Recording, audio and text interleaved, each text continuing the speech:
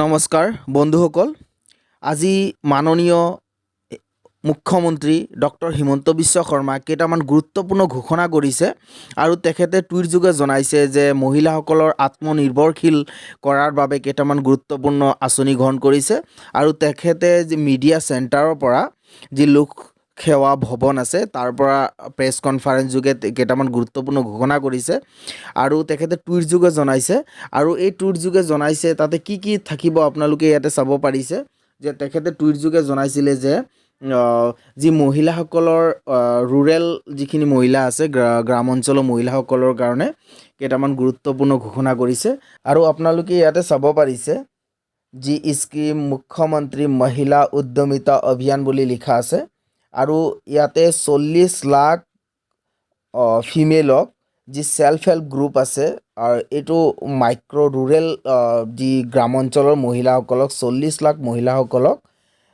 বা বাইদেউসকলক যাতে annual income 1 লাখলৈকে হ'ব পাৰে তাৰ চৰকাৰে এইটো সৰু প্ৰয়াস কৰিবলৈ চেষ্টা কৰিছে আৰু ইয়াতে আপোনালোকে ইয়াতে গোটেইখিনি চাব পাৰিছে আৰু এলিজিবিলিটি ক্ৰাইটেৰিয়া কি আছে আপোনালোকে ইয়াতে চাব পাৰিছে তিনিটা যি OBCৰ কাৰণে তিনিটা চিলড্ৰেন বা শিশু ল'ৰা ছোৱালী হ'ব নোৱাৰিব SC/STৰ কাৰণে 4টাৰ ওপৰত হ'ব নোৱাৰিব তাৰপিছত ইয়াতে আপোনালোকে ইয়াতে চাব পাৰিছে গোটেইখিনি যি অমৃত বৃক্ষ আন্দোলন আছে তাৰ যি ট্ৰিবিলাক আপোনালোকে প্লেণ্টেশ্যন কৰিছিলে মহিলাসকলে এই ট্ৰিবিলাক যাতে জীয়াই থাকে তাৰ থাকিব লাগিব যি সকল মহিলাসকলক এই স্কিমৰ আণ্ডাৰত আহিব এইখিনি ক্ৰাইটেৰিয়া থাকিব লাগিব মানে মহিলাসকলে যাতে এই ট্ৰিখিনি জীয়াই ৰাখে তাৰপিছত আপোনালোকে ইয়াতে ছাবমিট দ্য বিজনেছ প্লেন মানে কি কৰিব এইটোৰ কাৰণে প্ৰিপেয়াৰ গভৰ্ণমেণ্টৰ তৰফৰ পৰা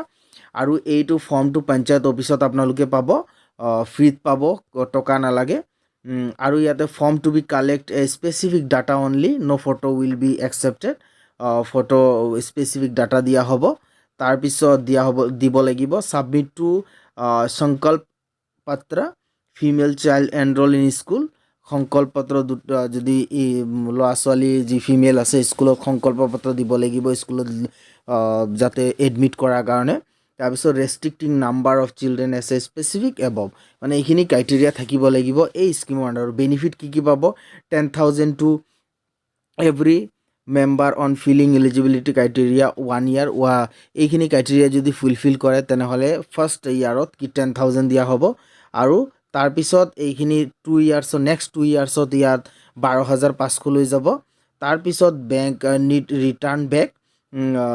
two return back well government to non refundable যদি গভৰ্ণমেণ্টটো ৰিফাণ্ডেবল কৰিব পাৰে তাৰপিছত 35,000 spread of 3 years to every eligible ইনভেট 3 বছৰ যেতিয়া হ'ব তেতিয়া আকৌ 35,000 দিয়া হ'ব এইখিনি আছিলে আৰু এইখিনি ক্ৰাইটেৰিয়া আছিলে মুখ্যমন্ত্ৰী যি ঘোষণা কৰিছে ওমেন এম্পাৱাৰমেণ্টৰ কাৰণে আৰু তেখেতে এই কনফাৰেন্স যি মিডিয়া চেণ্টাৰৰ পৰা যি কনফাৰেন্স কৰিছে আৰু এই কনফাৰেন্সত কি উল্লেখ কৰিছে কি গুৰুত্বপূৰ্ণ ঘোষণা কৰিছে আপোনালোকে এই প্ৰেছ কনফাৰেন্সটো চাওক বিতংককে আপোনালোকে মাজৰ পৰা নাচাব পুৰা সম্পূৰ্ণ চাব তেতিয়া আপোনালোকে কি গুৰুত্বপূৰ্ণ ঘোষণা কৰিছে আপোনালোকে চাব পাৰিব তেনেহ'লে আপোনালোকে ভিডিঅ'টো চাওক মন্ত্ৰী জয়ন্ত মল্ল বৰুৱাই আপোনালোকক এই বিষয়ে কিছু আভাস দিছিলে কিন্তু ইয়াক মই অলপমান দীঘলীয়াকৈ আপোনালোকৰ আগত প্ৰকাশ কৰিব খুজিছোঁ আমাৰ অসমত 39 লাখ মহিলা 39 লাখ মহিলা গ্ৰাম্য অঞ্চলত আত্মসহায়ক গোটৰ সৈতে জড়িত আছে আৰু নগৰীয়া অঞ্চলতো প্ৰায় 3 লাখ মহিলা আত্মসহায়ক গোটৰ সৈতে জড়িত আছে কিন্তু আমি প্ৰথম অৱস্থাত গ্ৰাম্য অঞ্চলত যিসকল মহিলা আত্মসহায়ক গোট আছে তেখেতসকলৰ কাৰণে আমি এটা নতুন আঁচনি আৰম্ভ কৰিব খুজিছোঁ সেই আঁচনিটোৰ নাম হ'ল মুখ্যমন্ত্ৰীৰ মহিলা উদ্যমিতা আঁচনি বেসিক্যালি মহিলাসকলক এণ্টাৰপ্ৰেনিয়ৰ হিচাপে ডেভেলপ কৰাৰ বাবে ই আমাৰ এক প্ৰচেষ্টা।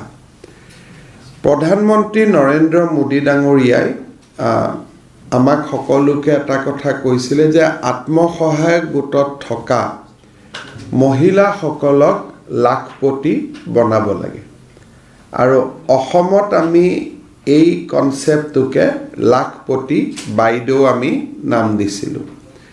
আৰু আপোনালোকক জনাবলৈ পাই আমি ভাল পাইছোঁ যে এই 39 লাখ মহিলাৰ 7 লাখ মহিলা অলৰেডি লাখপতি। প্ৰথমতে 2 লাখ আছিল, 3 লাখ আছিল। এই বছৰত আত্মসহায়ক গোটৰ সৈতে জড়িত 7 লাখ মহিলাই বছৰত উপাৰ্জন লাখ টকালৈকে লৈ যাব পাৰিছে, যাৰ কাৰণে আমি তেওঁলোকক লাখপতি বাইদেউ আমি নাম দিছোঁ। কিন্তু এই প্ৰচেষ্টাক আৰু অধিক ক্ষীপ্ৰ যদি আমি কৰিব লাগে, তেতিয়াহ'লে এটা কথা ৰাজ্য চৰকাৰে অনুভৱ কৰিছে যে আত্মসহায়ক গ্ৰুপ হিচাপে তেখেতসকলে বেংকৰ পৰা লোন লোৱা, লোন ঘূৰাই দিয়া, ব্যৱসায় কৰা, এই যিটো গ্ৰুপটোৰ সাংগঠনিক শক্তি, তাৰ লগত ব্যক্তিগত এটা স্পৃহা বা ব্যক্তিগত এটা ইনিচিয়েটিভো জড়িত হৈ থাকিব লাগে। কেতিয়াবা এটা গ্ৰুপত 10 গৰাকী মহিলা থাকে, 5 গৰাকী এক্টিভ, 5 গৰাকী অলপ কম এক্টিভ। কিন্তু আমি যদি 10 গৰাকীকে ব্যক্তিগত পৰ্যায়টো যদি আমি সহায় কৰোঁ, তেতিয়াহ'লে গ্ৰুপ আৰু ইণ্ডিভিজুৱেল দুইটাই একেলগে কাম কৰিলে, if the group activity and the individual activity both go' hands in hand, তেতিয়া the process of becoming lakhpati will be expedited. এই কামটো আৰু অধিক ক্ষীপ্ৰ হ'ব। সেই দৃষ্টিভংগীৰ পৰা আমি মুখ্যমন্ত্ৰীৰ মহিলা উদ্যমিতা আঁচনি আমি আৰম্ভ কৰিব খুজিছোঁ। এই আঁচনিখনৰ প্ৰথম লক্ষ্য হ'ব যে আমি মহিলাসকলক 3টা ফেজত আমি সহায় কৰিব বিচাৰোঁ। ফাৰ্ষ্ট ফেজটো হ'ল যে তেখেতসকলে এটা বিজনেছ প্লেন বনাব। কোনোবাই মৌ মাখিৰ বিজনেছ প্লেন বনাব, কোনোবাই এটা কণীৰ ব্যৱসায়, গাহৰি ব্যৱসায়, ক্ষুদ্ৰ দোকান, যি হওক তেওঁলোকে এটা বিজনেছ প্লেন বনাব, বা গ্ৰুপটোৱে যিটো ব্যৱসায় কৰি আছে সেই ব্যৱসায়টোকে আৰু আগবঢ়াই লৈ যাবৰ কাৰণে সমূহীয়াভাৱেও তেওঁলোকে প্লেন কৰিব পাৰে যে আমি চৰকাৰৰ পৰা ইমান টকা পাম, 10 গৰাকীৰ পইচা যদি এক জেগাত আমি ৰাখি দিওঁ, তেতিয়াহ'লে আমাৰ গ্ৰুপটোৰ এক্টিভিটি আৰু ভাল হ'ব। আৰু গ্ৰুপ নকৰোঁ, ইণ্ডিভিজুৱেল কৰিম, গ্ৰুপৰ কামটো কৰি থাকিম, লগত ব্যক্তিগতও কৰিম। এই বিজনেছ প্লেনটো তেওঁলোকে আমাক জমা দিলে আৰু নিৰ্দিষ্ট প্ৰপত্ৰখন ফিল আপ কৰিলে, তেওঁলোকক আমি চৰকাৰে প্ৰথম বছৰত 10,000 টকাকৈ আমি তেওঁলোকৰ বেংক একাউণ্টলৈকে ট্ৰান্সফাৰ কৰিম। অৰ্থাৎ 39 লাখ মহিলাই 3,900 কোটি টকা চৰকাৰৰ পৰা লাভ কৰিব। কিন্তু এই আঁচনিখনৰ হিতাধিকাৰী হ'বলৈ কেইটামান চৰ্ত থাকিব। আৰু অসমত ইমান ডাঙৰ মাইক্ৰ' ফাইনেন্স লোন ৰেহাইৰ পিছত, কাৰণ লোন ৰেহাইটো আমাৰ উদ্দেশ্য নাছিল, লোন ৰেহাইৰ পিছত মহিলাসকলক এক্টিভ কৰা, এইটো এটা আমাৰ উদ্দেশ্য আছিলে। ইমান ডাঙৰ মহিলা সবলীকৰণৰ ওপৰত আমি আগত কেতিয়াও স্কিম লোৱা নাই। 4,000 crores আমি এই আঁচনিখনত খৰচ কৰিম।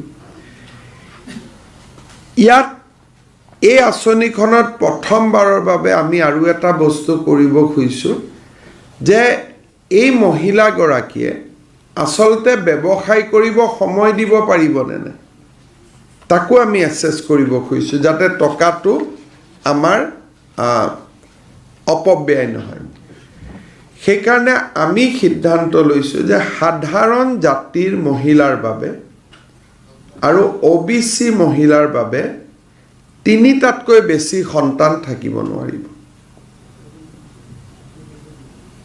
সাধাৰণতে সৰু পৰিয়াল সুখী পৰিয়াল আমি দুটা কওঁ এই ক্ষেত্ৰত আমি তিনিটা কৈছোঁ যদি কাৰোবাৰ চাৰিটা বাচ্চা আছে then she will be disqualified from the scheme অৰ্থাৎ তেওঁ এই আঁচনিখনৰ হিতাধিকাৰী ৰূপে গণ্য নহ'ব কিন্তু ইয়াত OBC হোৱা সত্ত্বেও যেহেতু খুব মাইক্ৰ কমিউনিটি মৰাণ মটক আৰু চাহ জনগোষ্ঠীৰ মহিলাসকলক আমি চাৰিটা সন্তানলৈকে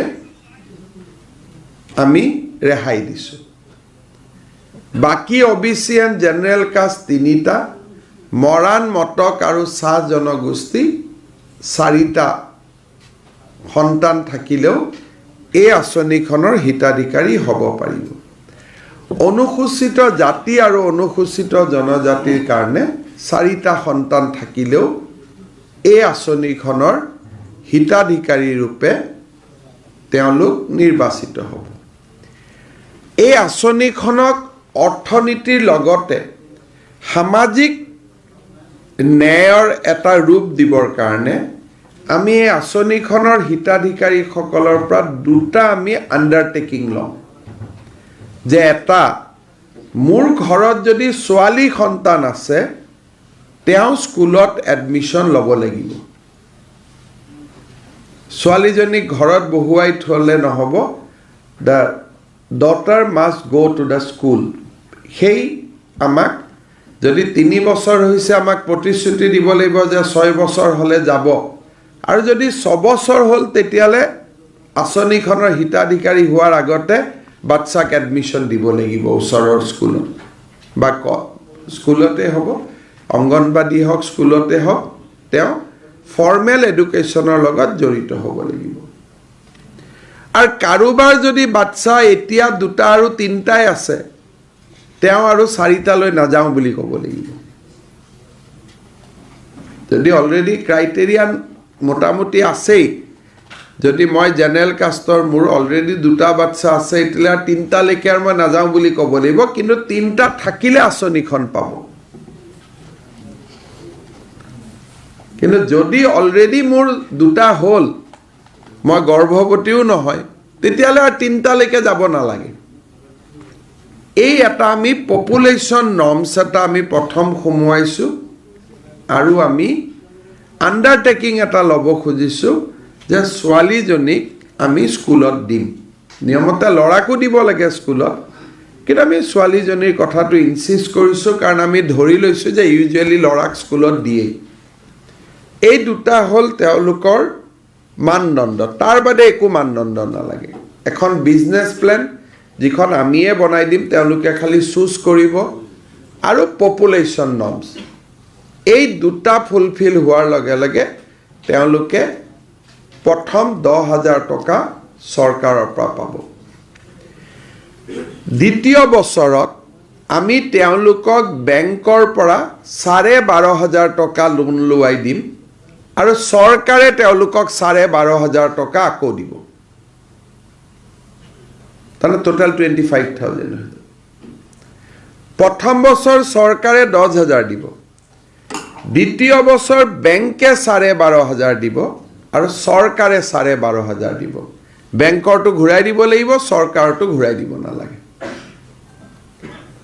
সো টোটাল 35,000 rupees মহিলাসকলৰ হাতত পৰিব over A period of 3 years কাৰণ প্ৰথম 10,000 টকা খৰচ কৰি সকলোৱে হয়তো বেংকলৈকে একেবাৰতে যাব নোৱাৰিব বহুতৰ 10,000 টকাটো মিছ ইউটিলাইজো হ'ব পাৰে প্ৰথমটোত আমি চেকিং নকৰোঁ ডাইৰেক্টলি আমি দি দিম কিন্তু দ্বিতীয়টো দিয়াৰ আগতে আমি ডেফিনেটলি চেকিং কৰিম প্ৰথমটো পপুলেশ্যন নৰ্মছটো যে মোৰ ফেমিলি জেনেৰেল OBC 3টা ST SC tea garden Moran Matak 4টা লগে লগে আমি দি দিম আৰু তাত আমি সোধা পোছা কৰি নাথাকোঁ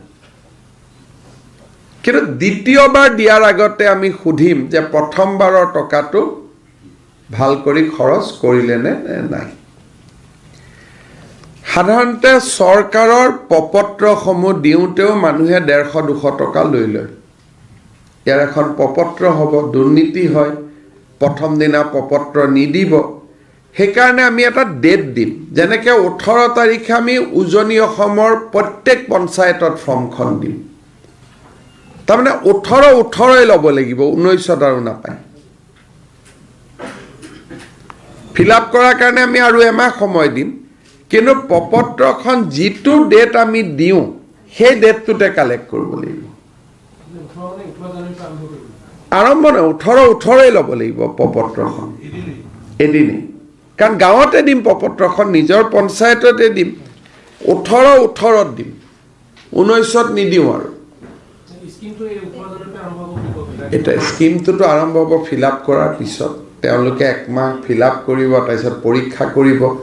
স্কিমটো আৰম্ভ কৰোঁতে 2 মাহ 3 মাহ 4 মাহ সময় লাগিব, যিটো প্ৰচেছ এটাটো পালন কৰিব লাগিব, কাৰণ তেওঁলোকে যি ফৰ্মত লিখি দিয়ে সেইখিনিতো আকৌ আমি ভেৰিফাই কৰিব লাগিব, বাচ্চা আছে নাই, ইটো সিটো। কিন্তু আজিৰ পৰাই স্কিমটো আৰম্ভ হৈ গ'ল, আৰু যেতিয়া প্ৰেছত মই ঘোষণা কৰিলোঁ, আজি কেবিনেটতো হৈ গ'ল। 18 তাৰিখে কোনোবা এটা জেগাত দিব, 19ত কোনোবা এটা জেগাত দিব, টোটেল 18ৰ পৰা 25ৰ ভিতৰত চবেই ফৰ্ম পাই যাব। এই জানুৱাৰী আমি এটা ধৰক টেণ্টেটিভলি ঠিক কৰিছোঁ, এনেই মই এটা এক্সাম্পল দিছোঁ যে 18 তাৰিখে আমি ধৰি ল'লোঁ তিনিচুকীয়া, ডিব্ৰুগড়, যোৰহাট, চৰাইদেউ, শিৱসাগৰ দিলোঁ এক্সাম্পল। 5,33,000 মহিলাই সিদিনাখন ফৰ্ম কালেক্ট কৰিব। 19ত আমি মাজুলী, লখিমপুৰ, ধেমাজি, কাছাৰ, হাইলাকান্দি, কৰিমগঞ্জ দিলোঁ। সিদিনাখন 6 লাখ মহিলাই ফৰ্ম কালেক্ট কৰিব, কাৰণ আমিতো মেম্বাৰ কিমান আছে জানোৱেই। 20ত শোণিতপুৰ, দৰং, নগাঁও, কাৰ্বি আলং, ৱেষ্ট কাৰ্বি আলং, ডিমা হাছাও, গোলাঘাট, বিশ্বনাথ, হোজাই আমি দিলোঁ। সিদিনাখন 10 লাখে যোগাযোগ ল'ব। আৰু 21ত কামৰূপ মেট্ৰ, নলবাৰী, বৰপেটা, মৰিগাঁও, গোৱালপাৰা, বজালি 8 লাখে ল'ব। আৰু লাষ্টৰ দিনাখন ধুবুৰী, বঙাইগাঁও, চাউথ চালমাৰা, চিৰাং, কোকৰাঝাৰ, ওদালগুৰি, বাস্কা 9 লাখে ল'ব। তাৰমানে কিন্তু ফৰ্মখন নিজৰ গাঁৱৰ পঞ্চায়ততে ল'ব, ক'তো DC অফিচত আহিব নালাগে, ক'তো আহিব নালাগে, ব্লকত আহিব নালাগে, গাঁৱতেই পাব। কিন্তু একেদিনাই উৎসৱ ধৰণে একদিনাখনেই ফৰ্ম লৈ যাব, নহ'লে আকৌ ফৰ্মখন বিক্ৰী কৰাৰ কাম আৰম্ভ হৈ যায়। অৰিজিনেল ফৰ্ম একেদিনাই আমি একেলগে দি দিম, যাতে পিছত আৰু তই 150 দে, তোক ফৰ্ম দিম, 200 দে, ফৰ্ম দিম। আমাৰ গাঁৱত এইটো খুব চলি থাকে। পিছত আমি এনেকৈ এটা দিন দি দিম যে অমুক তাৰিখে চব ৰিটাৰ্ণ কৰিব লাগিব ফৰ্ম। আমি 1 মাহ নহ'লে 45 ডেজ দিম, আমি একেলগে ফৰ্মখিনি লৈ ল'ম। আৰু ফৰ্ম কেনেকৈ ফিল আপ কৰিব লাগে, স্কিমটো কি, ইয়াৰ ওপৰত গাঁৱত উইদিন দিছ 1 মান্থ আমি ট্ৰেইনিঙো কৰিম। 18 জানুৱাৰীৰ পৰা 18 ফেব্ৰুৱাৰীলৈকে বা 20 জানুৱাৰীৰ পৰা 20 ফেব্ৰুৱাৰীলৈকে গাঁৱত ট্ৰেইনিং হ'ব, ৱৰ্কশ্বপ হ'ব, মহিলাসকলক আমি এই কথাখিনি ক'ম। ইয়াৰ ভিতৰত আৰু এটা সৰু কণ্ডিশ্যন থাকিব যে অমৃত বৃক্ষ আন্দোলনৰ সময়ত লগোৱা গছপুলি 2টা ডাঙৰ হৈছেনে নাই। যদি কাৰোবাৰ পুলি মৰি গৈছে তেওঁ পইচা নাপাব, কাৰণ আমি এইটো কণ্ডিশ্যনতে 2ডাল গছ ৰুব দিছিলোঁ। গছ 2ডাল যদি মৰি গ'ল এতিয়াই লগে লগে লগাব লাগিব, আজিৰ পৰা লগালে 1 মাহত ডাঙৰ হ'ব আৰু, কিন্তু নহ'লে গছ 2ডাল আমি চামেই। একদম চফ্ট কণ্ডিশ্যন, ইমান ধুনীয়া কণ্ডিশ্যন যে মোৰ ছোৱালীজনীক স্কুলত পঠাম, এইটোতো ছোৱালীজনীৰ কাৰণেই লাভ। গছ 2ডাল ডাঙৰ হ'ব লাগিব, অগৰ গছ দিছোঁ, ডাঙৰ হ'লে তেওঁৰে ইনকাম হ'ব। আৰু থাৰ্ড দিছোঁ যে বাচ্চা 3টাতকৈ আৰু জন্ম নিদিব, সেইটোতো কোনো বেয়া কথা নহয়। বা ST SC হ'লে 4টাতকৈ জন্ম নিদিব, ইমানটোৱেই। এইখিনি হ'লেই তেওঁ ইলিজিবল হৈ গ'ল। প্ৰথমবাৰ 10,000 টকা পোৱাটো একদম ইজি, কিন্তু দ্বিতীয়বাৰ আমি ব্যৱসায় কৰিছেনে নাই চাওঁ, কাৰণ নহ'লে বেংকেও লোন নিদিব আৰু আমিও বেংকক ক'ব দিগদাৰি পাম। দ্বিতীয়বাৰ অলপ ডেফিনেটলি টান হ'ব, ফাৰ্ষ্ট টাইম ইজি হ'ব। চ' টোটেল বেনিফিচিয়াৰী 39 লাখ হ'ব। তাৰ ভিতৰত মই ভাবোঁ যে বাচ্চা তাচ্চাৰ ক্লজত 2 লাখমান হয়তো বাদ পৰি যাব, বা 35 লাখছেতো পাবই, 3,500 কোটি টকা। এইটো আমাৰ বাজেট এনাউন্সমেণ্ট আছিল, কেবিনেট ডিচিশ্যন হৈ গ'ল। অহাকালি আমি পেপাৰত দি দিম যে কোন ডেটত ক'ৰ পৰা ল'ব পাৰিব, কাৰণ আমাৰ বেচিকেলি আজিয়ে মই ডেটটো কোৱা নাই কিয় ফৰ্মখন প্ৰিণ্টিঙত অলপ সময় লাগিছে। এইটোৱে হৈছে উদ্দেশ্য। দ্বিতীয়, আপোনালোকে এটা কথা জানে যে আমি বহুত দিনৰ পৰা এটা প্লেন কৰি আছিলোঁ যে ৰেচন কাৰ্ডত আমি চেচুৰেশ্যন পাব লাগে। গাঁৱে গাঁৱে গ'লে আপোনালোকে কেতিয়াবা মহিলাক সুধিব মোৰ কাৰ্ড নাই, মই ৰেচন কাৰ্ড পোৱা নাই। অসম চৰকাৰে এটা আমি সিদ্ধান্ত লৈছিলোঁ যে 4 লাখ টকালৈকে যাৰেই উপাৰ্জন আছে, ইভেন গভৰ্ণমেণ্ট কাম কৰি ৰিটায়াৰমেণ্টটো যদি হৈছে, তেওঁলোকক আমি একোখন ৰেচন কাৰ্ড দিম। আগত ৰেচন কাৰ্ডখন মানে ৰেচন কাৰ্ড আছিল, এতিয়া ৰেচন কাৰ্ডত 2টা বেনিফিট পাই, পিছত আমি 3 নম্বৰ বেনিফিটো কৰিম। ৰেচন কাৰ্ডখন যাৰ হাতত থাকে সি প্ৰধানমন্ত্ৰীৰ উজ্জ্বলা যোজনাত গেছ পোৱাৰ কাৰণে উপযুক্ত হয়। আৰু আপোনালোকে জানে যে উজ্জ্বলা যোজনাৰ চিলিণ্ডাৰৰ দাম 200 টকা কম, তাৰমানে প্ৰত্যেক মাহত ৰেচন কাৰ্ড পালে 200 টকা পোৱা বুজায়। দ্বিতীয়তে ৰেচন কাৰ্ডখন থাকিলে 5 কেজিৰ চাউল পায় পাৰ হেড, 6টা ফেমিলি মেম্বাৰ হ'লে 30 কেজি পায়। থাৰ্ড এটা বেনিফিট পায়, সেইটো হ'ল যে মুখ্যমন্ত্ৰী আৰু প্ৰধানমন্ত্ৰীৰ আয়ুষ্মান ভাৰত যোজনাৰ কাৰ্ডখন পায়। আৰু কাৰ্ডখন নোপোৱালৈকে ৰেচন কাৰ্ডখন দেখালেই হৈ গ'ল হস্পিটেলত গৈ। কাৰ্ড দিওঁতে কেতিয়াবা সময় লাগে, কিন্তু কাৰ্ডখন নাহালৈকে ৰেচন কাৰ্ডেই কাৰ্ড। আমাৰ অসমত বৰ্তমান এই প্ৰক্ৰিয়াত অহা 16 তাৰিখৰ পৰা আমি 42,85,745 জন লোকক আমি ৰেচন কাৰ্ড দিম। The new beneficiary will be 42,85,745. কিন্তু কাৰ্ড কম হ'ব, কাৰণ এখন কাৰ্ডত 4 জনৰো নাম থাকে। কাৰ্ড হিচাপত যদি চাই 10,73,479।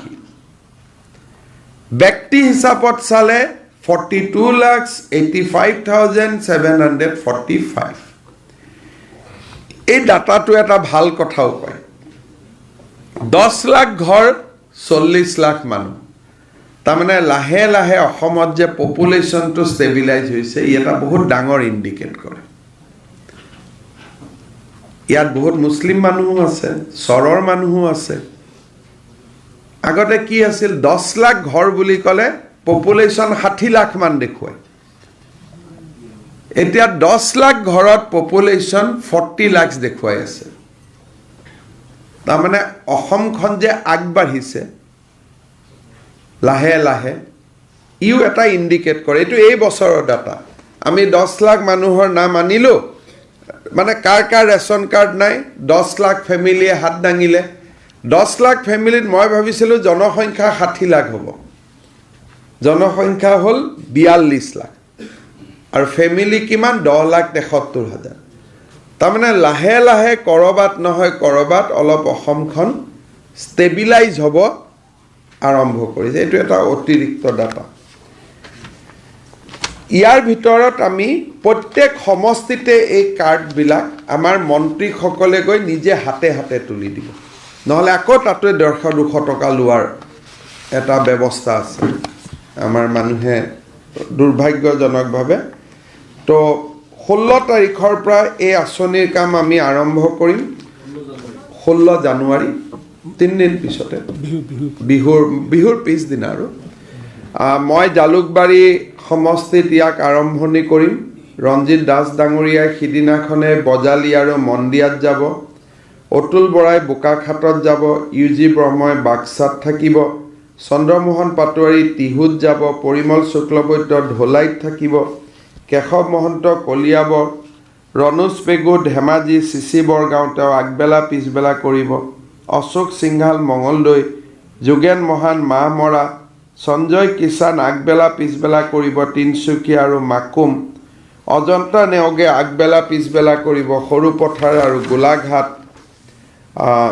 পীযুষ হাজৰিকাই 16 তাৰিখে নকৰে, বিমল বৰাই চামুগুৰিত কৰিব, জয়ন্ত মল্ল বৰুৱাই নলবাৰীত কৰিব, নন্দিতা গাৰ্লুচাই বৰপেটা আৰু পাকা বেতবাৰীত কৰিব পিছবেলা আগবেলা, প্ৰমোদ বড়োৱে কোকৰাঝাৰ দতমাত কৰিব।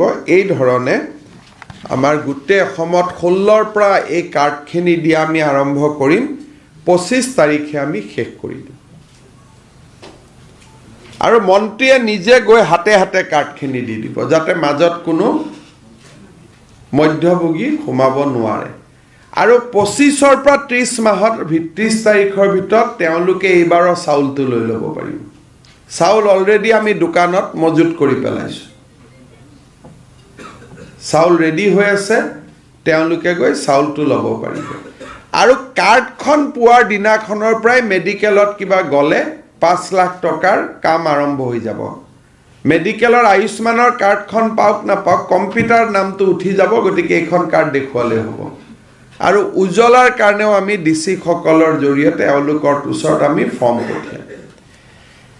নেক্সট আমাৰ এইটো মোক 3-4 বছৰ লাগিব যে প্ৰত্যেক ৰেচন কাৰ্ডৰ মানুহে একোখনকৈ অৰুণোদয় পাওক। বাট এতিয়াই সম্ভৱ নহয়, কাৰণ ৰেচন কাৰ্ডৰ মানুহ 62 লাখ ফেমিলি, আমি 30 লাখ দিছোঁ। কিন্তু আগলৈকে গৈ আমাৰ এইটো এটা ইচ্ছা থাকিব। আৰু ভৱিষ্যতে ৰেচন কাৰ্ড পোৱা মানুহৰ প্ৰত্যেক ফেমিলিৰ ডেথ আৰু এক্সিডেণ্ট ইঞ্চুৰেঞ্চ আমি কৰাব খুজিছোঁ, যিটো প্ৰধানমন্ত্ৰী ইঞ্চুৰেঞ্চ, এইটোক কয় চেচুৰেশ্যন মডেল।